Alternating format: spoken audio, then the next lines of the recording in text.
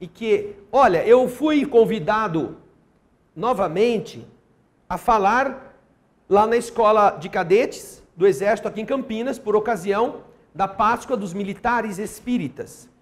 A Páscoa dos Militares acontece em uma data diferente da Páscoa comum. Isso porque, na época da guerra, a Páscoa foi comemorada, mas o mundo ainda estava guerreando. Depois que aconteceu o fim das hostilidades, em maio, o chamado Dia da Vitória, se não me engano, 8 ou 9 de maio, o que acontece é que os pracinhas voltaram.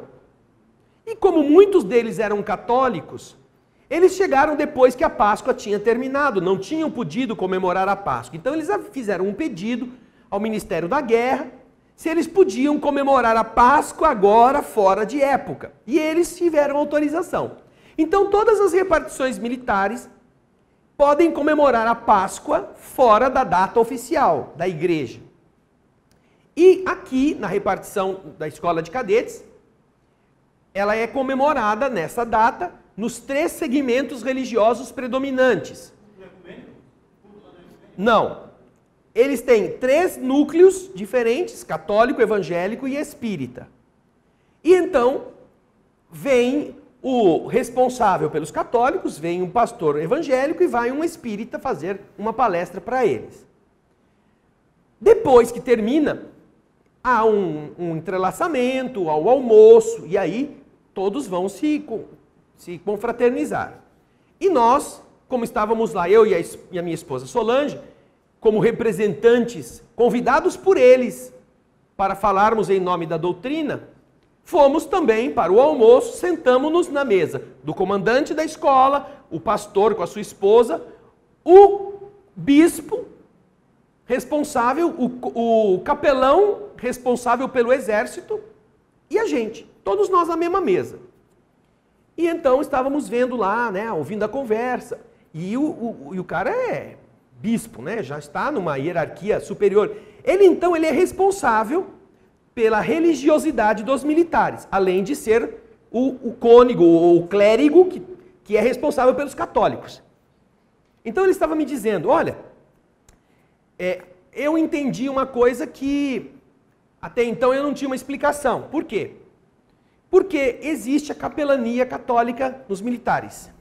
E eles estão tentando implantar a capelania evangélica nos militares também. Mas não há capelania espírita, apesar de haver um grande número de militares espíritas em todos os departamentos, em todos os batalhões. E então ele mesmo, sem que eu perguntasse, me explicou. Quando houve a possibilidade da lei autorizar a implantação de uma capelania religiosa, além da católica, a Federação Espírita Brasileira declinou desta possibilidade, alegando que ela não era, a doutrina espírita não era uma instituição hierarquizada, como eram os católicos, que possuía uma estrutura que servisse como uma base orientadora para indicar quem vai ser o seu representante. As instituições espíritas, por natureza, elas são livres, elas são autônomas.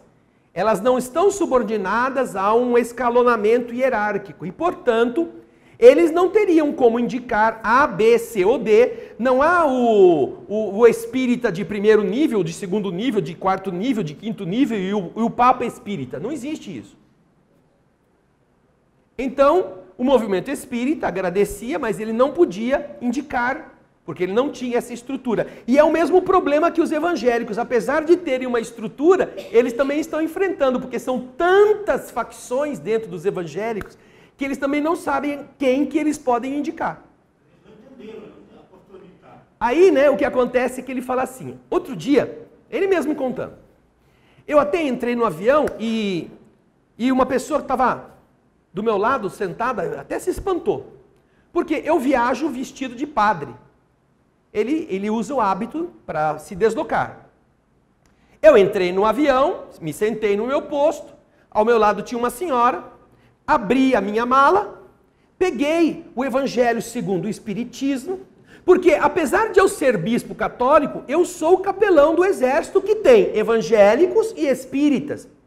E então eu preciso também compreender a maneira pela qual esses militares que eu represento pensam.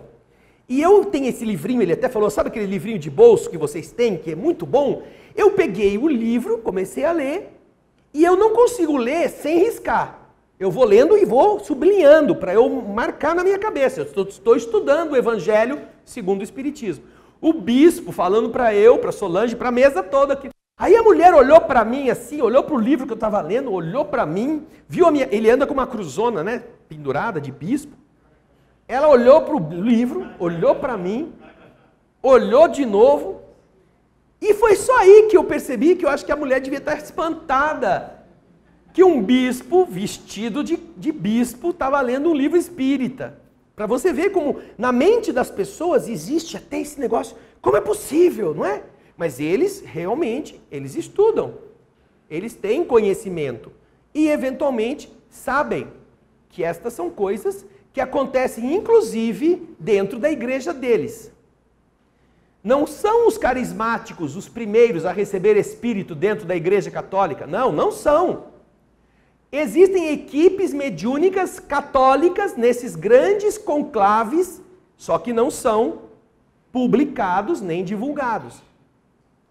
Mas que o Monsenhor Henrique Maria Dubuque conta toda essa história de como aconteceu a sua conversão ao entendimento da verdade espírita.